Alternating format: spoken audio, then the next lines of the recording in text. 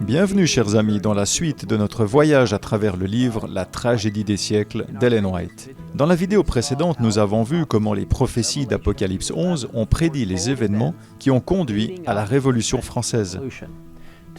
Aujourd'hui, nous allons poursuivre notre étude et je crois que vous serez étonnés de voir comment la prophétie s'est accomplie à la perfection. En examinant Apocalypse 11, nous reprenons au verset 7 et continuons avec les versets 8 et 10. Lorsqu'ils, c'est-à-dire les deux témoins que sont l'Ancien et le Nouveau Testament dont nous avons parlé dans notre vidéo précédente, auront achevé de rendre leur témoignage, la bête qui monte de l'abîme combattra contre eux, elle les vaincra et les tuera.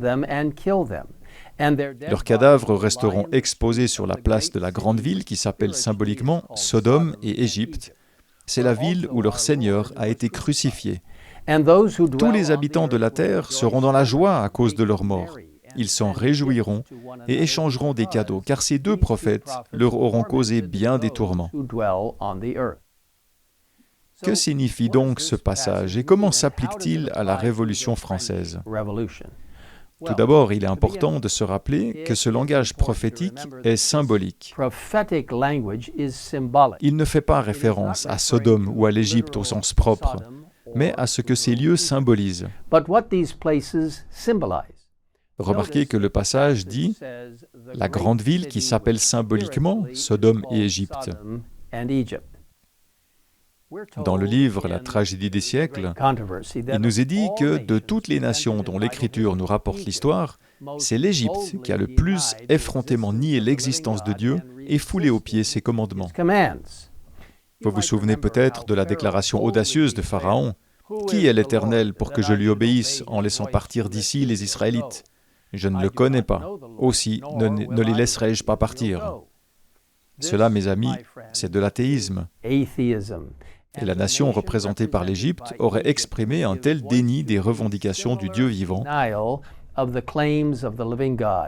et manifesté un tel esprit d'incrédulité et de défi.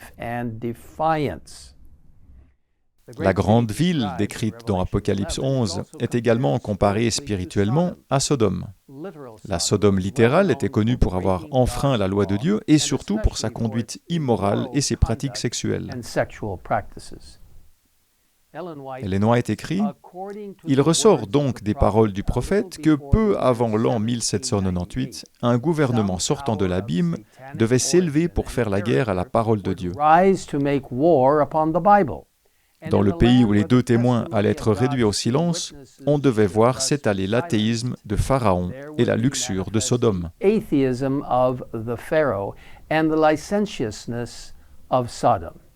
Elle continue en disant « Cette prophétie a reçu l'accomplissement le plus frappant dans l'histoire de la France. » C'est au cours de la Révolution française, en 1793, qu'un corps législatif officiel a renoncé à l'unanimité à la croyance et au culte de Dieu. Nous lisons que la France occupe une place à part dans les annales de l'humanité, étant le seul État qui, par une décision de son assemblée législative, ait déclaré l'inexistence de Dieu et dont la vaste majorité de sa population, tant dans la capitale qu'en province, ait accueilli cette nouvelle par des danses et des chants de joie.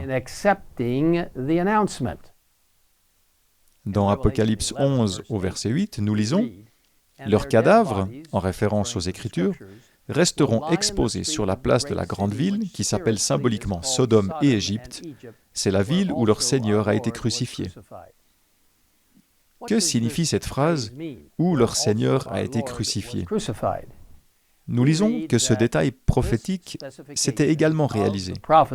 Aucun pays, au cours de son histoire, n'avait manifesté autant d'inimitié que la France contre Jésus-Christ. Par les persécutions qu'elle avait fait subir au cours des siècles aux confesseurs de l'Évangile, elle avait réellement crucifié le Seigneur dans la personne de ses disciples. Pendant des siècles, le sang des martyrs a coulé en France. Les Vaudois, les Albigeois et les courageux Huguenots ont tenté d'apporter la lumière de l'Évangile dans leur pays, mais ils ont été traités en parias et pourchassés comme des fauves. La persécution des protestants en France a atteint son apogée sous Louis XIV. Catholique fervent et connu sous le nom de Roi Soleil, Louis XIV a approuvé ce que l'on a appelé le massacre de la Saint-Barthélemy, l'un des massacres les plus sanglants et les plus impitoyables de tous les temps.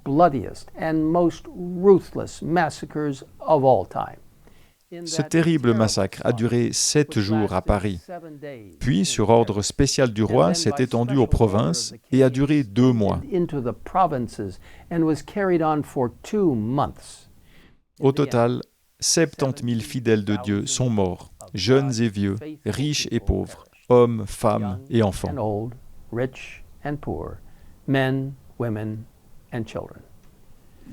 Il nous est dit que lorsque la nouvelle du massacre parvint à Rome, il y eut une grande joie. Le canon de Saint-Ange se fit entendre en signe de joyeux salut. Les cloches de toutes les églises sonnèrent à toute volée. Les feux de joie transformèrent la nuit en jour. Le décor était désormais planté pour la sanglante Révolution française. Dans Galates 6, au verset 7, la Bible nous dit « Ne vous faites pas d'illusions.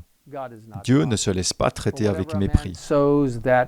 On récolte ce que l'on a semé. » Le même esprit maître qui a conduit le massacre de la nuit de la Saint-Barthélemy a également dirigé les scènes de la Révolution.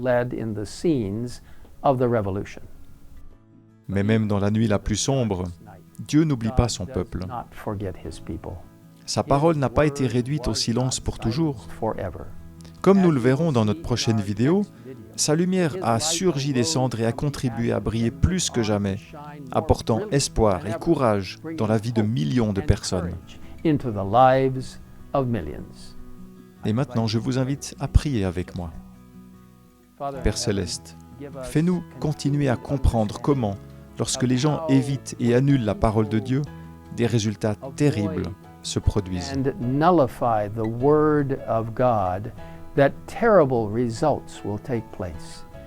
Seigneur, aide-nous à accepter ta parole, à accepter tes enseignements de l'Ancien et du Nouveau Testament, et à comprendre que tu as de précieux messages pour nous, depuis la salle du trône céleste. Protège et prends soin de chacun de nous spirituellement et dans tous les domaines, afin que nous puissions, comme tant d'autres dans le passé, défendre la vérité biblique, quoi qu'il arrive. Merci de nous avoir écoutés. Nous te le demandons au nom de Jésus. Amen.